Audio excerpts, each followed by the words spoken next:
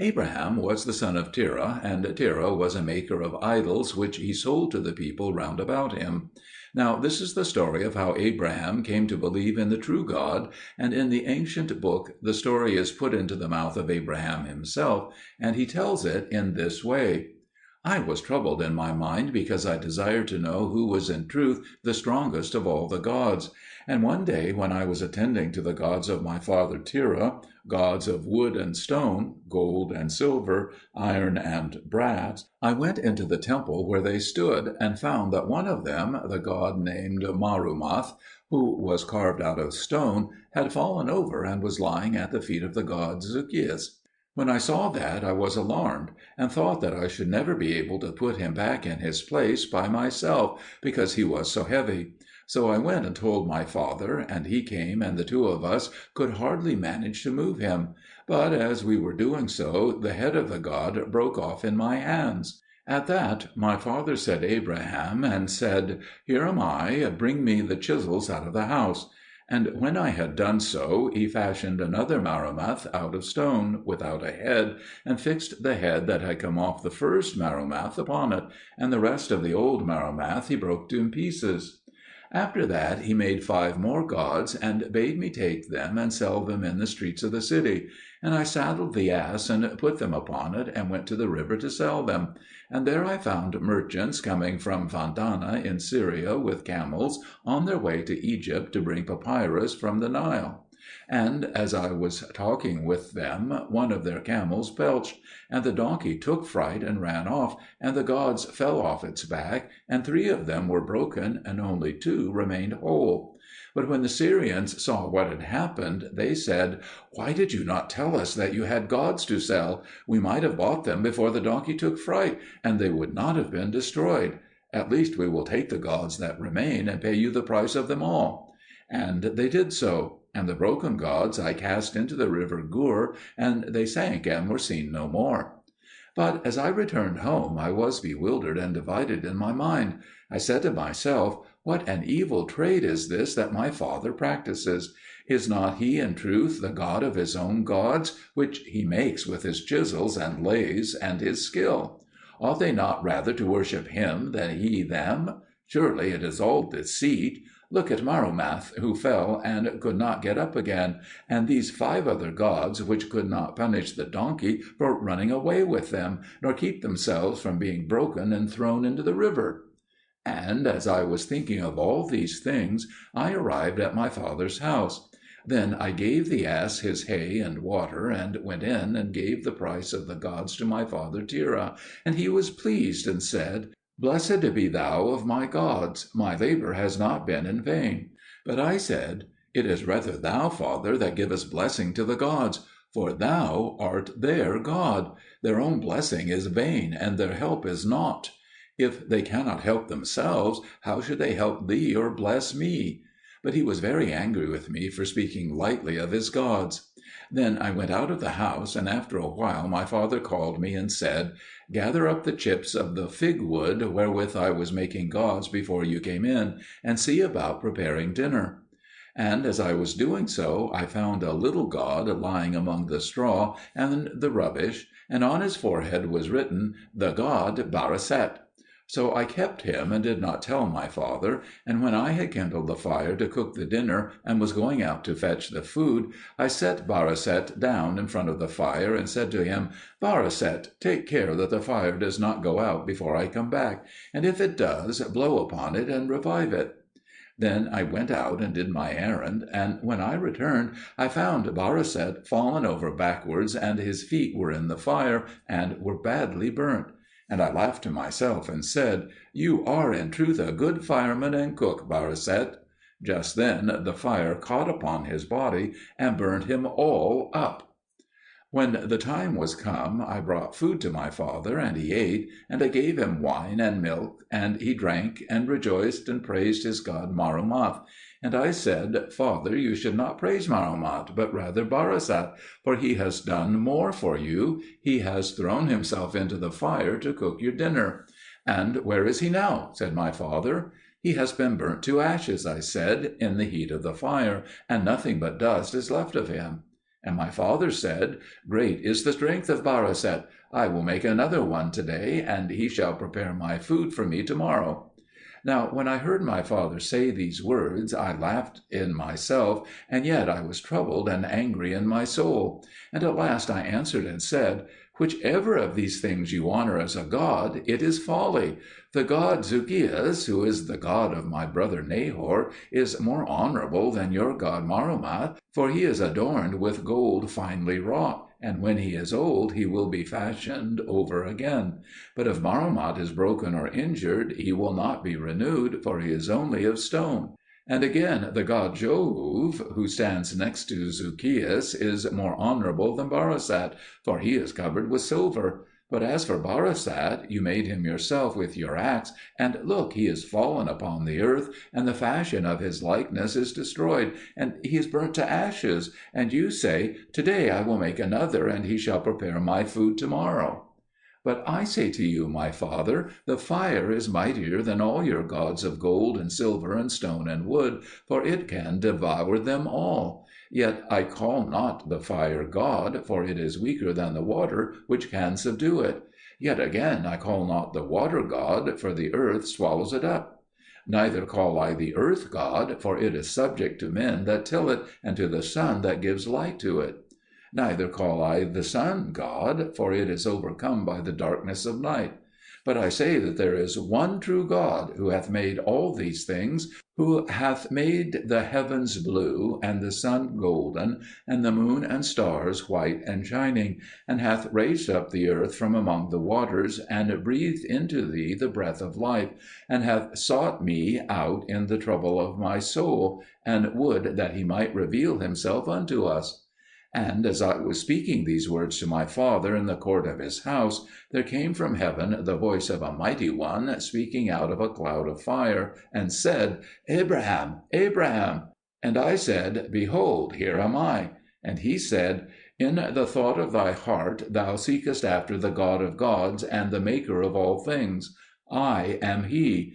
Depart from thy father Tyra, and go out of his house, lest thou be consumed in his wickedness. And I went out. And it came to pass, as I came to the door of the house, that there fell a noise of a great thundering, and the fire fell and burnt up my father Terah and his house and all that was therein. This is the story of the beginning of the life of Abraham, and that which is told about the end of his life is as follows. Abraham had lived out the measure of his days. He was now 175 years old, and all the days of his life he had lived in kindness and meekness and uprightness, and especially was he hospitable and courteous to strangers. He dwelt by the crossroads near the oak of Mamre, and entertained all the wayfarers who came that way, rich and poor, lame and sound, friends or strangers. But at last to him, as to all other men, there came the bitter cup of death, which none can put away. So when the time was come, the Most High called to him the archangel Michael, and said to him, Michael, prince of the host, go down to Abraham, and speak to him concerning his death, that he may set his house in order, for his possessions are great. Announce to him, therefore, that he is to depart speedily out of the earthly life, and come to his Lord in peace and happiness. Michael therefore went forth from the presence of the Lord, and went down to Abraham at the oak of Mamre, and found him in the fields hard by, watching his husbandmen plowing with their oxen. And Abraham lifted up his eyes, and saw Michael coming towards him in the dress and fashion of a soldier, for he was the captain of the Lord's host, very beautiful to look upon. And Abraham rose and went to meet him, as was his custom with all strangers. And when they had saluted one another, Abraham asked Michael whence he came. And Michael answered, I come from the great city, and my errand is to fetch a certain friend of the great king, whom he is inviting to come to him. Then said Abraham, My lord, come with me to my house. And when Michael consented, Abraham called one of his men, and bade him fetch 2 quiet horses, that he and the stranger might ride home on them. But Michael refused, for he knew that no earthly horse could bear him. So he said, Nay, but rather let us go on foot to your house. And as they went up from the fields, they came to a cypress tree growing by the wayside. And as they passed by it, there came from it a human voice, which said, "Holy is the Lord, who calleth to himself them that love him." Now this happened by the commandment of God to be a sign to Abraham, and he marvelled.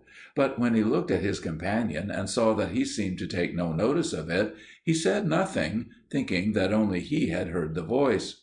Soon after they came to the house, and Isaac and Sarah came to greet them, and they sat down in the courtyard of the house. But Isaac said to his mother Sarah, "Mother, I am sure that the man who is sitting with my father is not of the race of men that live on the earth." Just then Abraham called to Isaac, "Isaac, my son, draw water from the well, and bring it to me in a basin, that we may wash the stranger's feet, for he has come a long journey." So Isaac ran and fetched the water to his father, and Abraham said to him secretly, "My child, something says to me that this will be the last time that I shall wash the feet of any stranger coming to this house." And Isaac was greatly distressed, and said, "What mean you, father, by these words?" Abraham said nothing, but stooped down and began to wash the feet of Michael, and Isaac wept. Abraham too shed tears, and Michael, seeing it, was moved with pity, and wept also. And his tears fell into the basin of water and became precious pearls. When Abraham saw that, he marvelled, but he gathered up the pearls secretly and said nothing. After that he told Isaac to go and prepare the banqueting room, spread 2 couches, light the lamps, burn sweet odours, and fetch fragrant herbs and flowers from the garden. "For," said he, "this man who is come to us is worthy of all the honour we can do him." So Isaac went to make ready the room, and Sarah also set about preparing a feast. Then, while they were all busying themselves with preparation, the sun began to set, and the hour came at which all the angels appear before God and worship him. And Michael also flew up into the heavens in the twinkling of an eye, and stood before the Lord. And when all the angels had done their worship and gone forth again, Michael remained and said to the Lord, "Lord, I cannot speak to Abraham about his death, for I have never seen his like upon the earth, kind, courteous, hospitable, fearing God, and keeping himself pure from all evil. I cannot grieve his heart by telling him that he is to die." And the Lord said, "Go down again to my friend Abraham, and whatsoever he would have thee do, do it. And I will put the thought of his death into the mind of his son Isaac in a dream. Then Isaac shall tell the dream, and thou shalt interpret it, and so Abraham shall be certified of his death." So Michael returned to Abraham's house, and sat at meat with him, and Isaac waited on them. And after supper Abraham offered up prayer as he was wont, and the archangel prayed with him, and they went to their beds.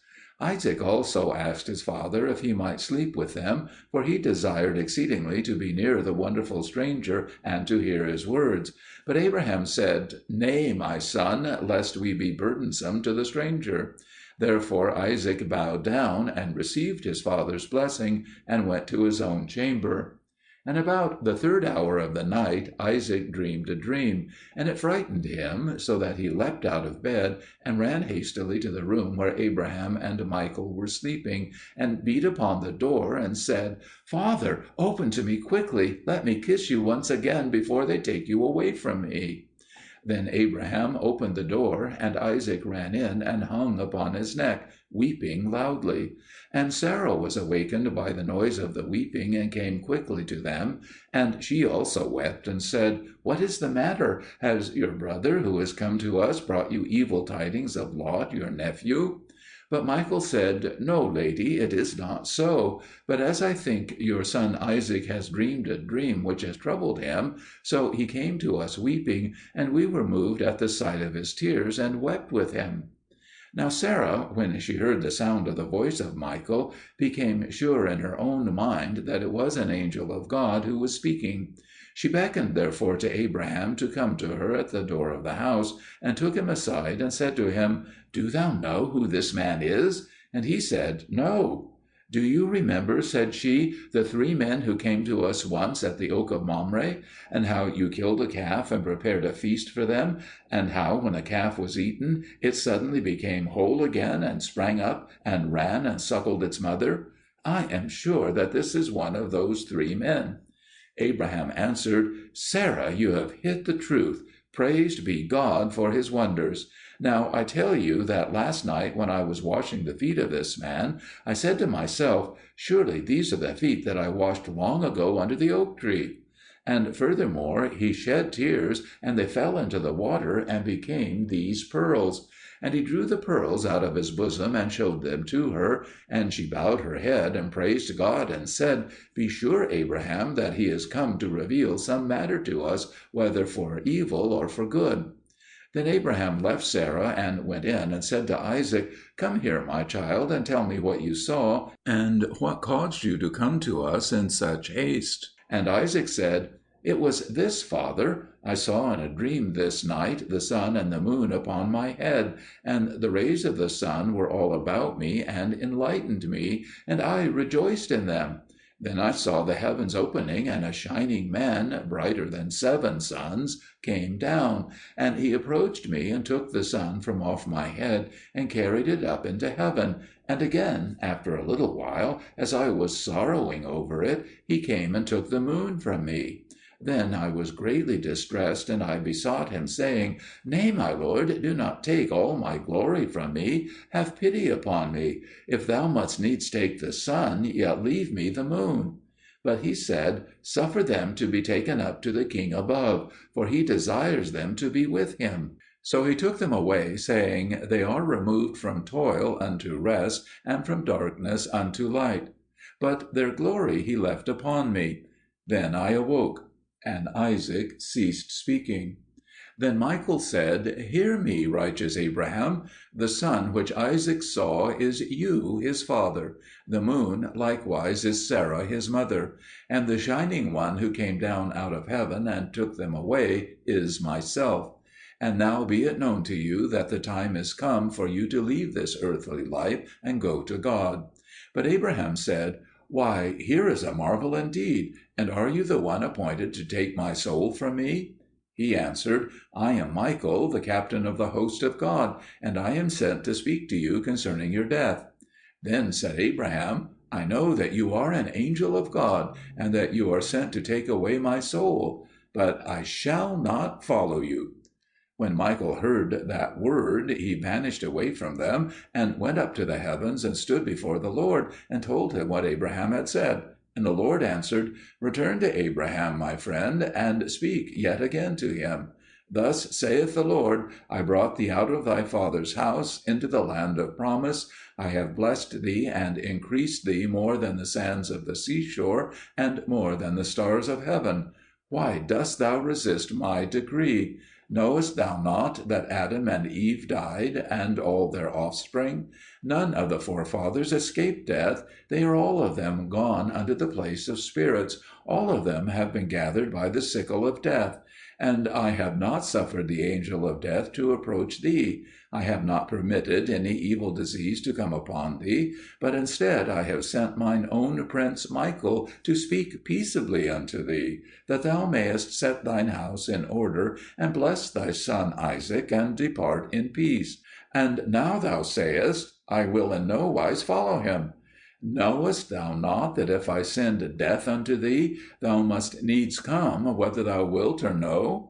So Michael returned to Abraham, and found him weeping, and told him all these words. And Abraham besought him, saying, "Speak yet once again to my lord, and say to him, Thus saith Abraham thy servant, Lord, thou hast been gracious to me all my life long, and now, behold, I do not resist thy word, for I know that I am a mortal man. But this one thing I ask of thee, that while I am yet in my body, thou wouldst suffer me to see thy world and all the creatures that thou hast made. Then shall I depart out of this life without any trouble of mind." And Michael returned and spake all these words before the Lord. And the Lord said, Take a cloud of light, and angels that have power over the chariots, and bear Abraham in the chariot of the cherubim into the air of heaven, and let him see all the world before he dies. And it was done. And Michael showed Abraham all the regions of the world. He saw men plowing and carting, keeping flocks, dancing, sporting, and playing the harp, wrestling, going to law, weeping, dying, being carried out to burial, even all the things that are done in the earth, both good and evil.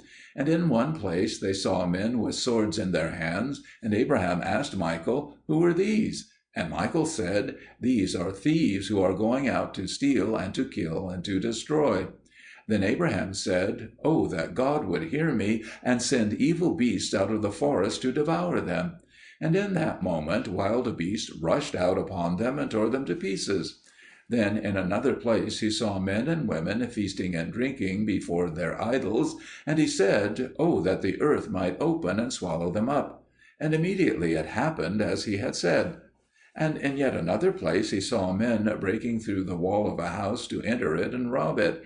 And he prayed again, and fire fell from heaven and burnt them up. Then there came a voice which said, Michael, prince of my host, turn the chariot and bring Abraham back, lest if he sees any more of the sinners upon earth, he destroy the whole race of men. For he is a righteous man, and has no compassion upon sinners. But I created the world, and I would not have any perish. Bring Abraham, therefore, to the entering in of the gate of heaven, that he may see the judgment and the recompensing of men, and may have pity upon the souls whom he has blotted out. Michael, therefore, turned the chariot and brought Abraham across the great river of ocean to the entering in of the gate of heaven, and showed him the judgments. And Abraham saw the narrow gate of life and the broad gate of destruction, and between the gates he saw our father Adam sitting upon a throne, and clad in a glorious robe of many colours. And he saw how Adam lamented when the souls went in through the broad gate, and how he rejoiced when they attained to the narrow gate, and how his weeping exceeded his rejoicing. Moreover, Michael showed him how the souls of men are examined concerning their works, and how their acts are recorded and weighed. But when he saw how hard it is to enter in at the strait gate, it repented him that he had prayed for the punishment of the sinners, and he said to Michael, O Prince of the host, let us entreat the Lord that he would have mercy upon the souls of men whom I cursed in my anger, for now I know that I sinned before God when I prayed against them. Then they both prayed earnestly to God, and after a long time there came a voice, saying, Abraham, I have heard thy prayer, and I have given back life to the men whom thou didst destroy. Moreover, the voice bade Michael take Abraham back to his house. And when he was come thither, he went up to the great chamber, and sat upon the couch. And Sarah and Isaac came and fell on his neck, and all his servants gathered about him, rejoicing at his return. And Michael said, Hearken, Abraham, here is Sarah your wife, and Isaac your son, and here are all your manservants and maidservants about you. Now, therefore, set in order your house, and bless them, and make ready to depart with me, for your hour is come. Abraham answered, Did the Lord command you to say this, or do you say it of yourself?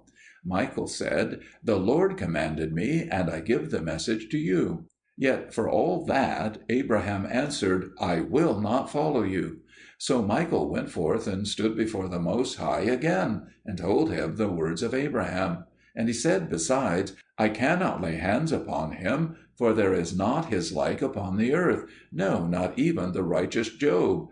Tell me therefore, Lord, what I must do. And God said, Call Death, and bid him come hither. Michael went and found Death, and said to him, Come, for the Lord of all things, the immortal King, calleth for thee. And Death trembled and feared exceedingly when he heard that. But he followed Michael, and came and stood before the Lord, quivering and shaking with fear, awaiting the commands of his master. And God said to him, Hide thy hideous appearance, cover up thy corruption, put away from thee all thy terror, and put on a glorious and beautiful aspect, and go down to Abraham my friend, and take him, and bring him to me. Only see that thou make him not afraid, but bring him peaceably, for he is my friend." So Death went forth from the presence of God, and made himself like an angel of light, beautiful to look upon, and departed to seek Abraham.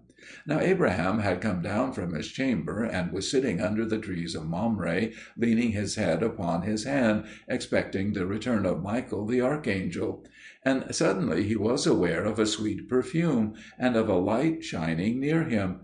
And he turned round and saw Death coming towards him in a form of great glory and beauty, and rose to meet him, supposing him to be an angel of God. And they greeted one another, and Abraham said, "Whence come you to me, and who are you?" Death answered, "Abraham, I tell you the truth, I am the bitter cup of death." Abraham said, "Rather you are the beauty of the world. A fairer than you I have never seen. And how say you, I am the bitter cup of death?" He answered, "I have told you the truth. The name by which God named me is that which I have spoken." Abraham said, "And why have you come to this place?" Death answered, "I am come to take your soul, O righteous one." Abraham said, "I hear what you say, but I shall not come with you." But Death was silent, and answered him not a word. Then Abraham rose up and went towards his house, and Death followed him. And he went up into his chamber, and Death went with him. And he laid himself on his bed, and Death came and sat by his feet. And Abraham said, "Go, depart from me, I wish to rest here upon my couch." Death answered, "I shall not depart till I have taken thy soul from thy body." Abraham said, "I adjure thee by the living God, art thou in very truth Death?" He said, "I am." Then said Abraham, "Comest thou to all men in such a beautiful shape as this?" He said, "Nay, my lord Abraham, it is thy righteousness and thy good deeds which make, as it were, a crown of glory upon my head. It is only to such as thou art that I come thus peaceably, but to sinners I show myself much otherwise." "Show me then," said Abraham, "in what form thou comest to them. Let me see all thy fierceness and bitterness." "No," said Death, "for thou couldst not bear to look upon it." "Verily I am able to bear it," he said, "for the strength of the God of heaven is with me." Then Death let fall from him all his beauty, and Abraham saw him as he was. And where there had been a shining angel, he saw a cloud of darkness, and in it the shapes of horrible wild beasts and all unclean creatures, and he saw the heads of fiery dragons and flames of consuming fire darting out.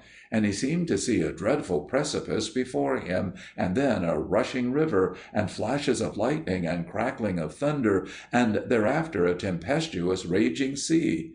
And again weapons brandished, and venomous basilisks and serpents, and bowls of poison. And there came a horrible odour, so that all the servants of Abraham that were in the chamber fainted and died, and Abraham himself swooned, and his senses left him.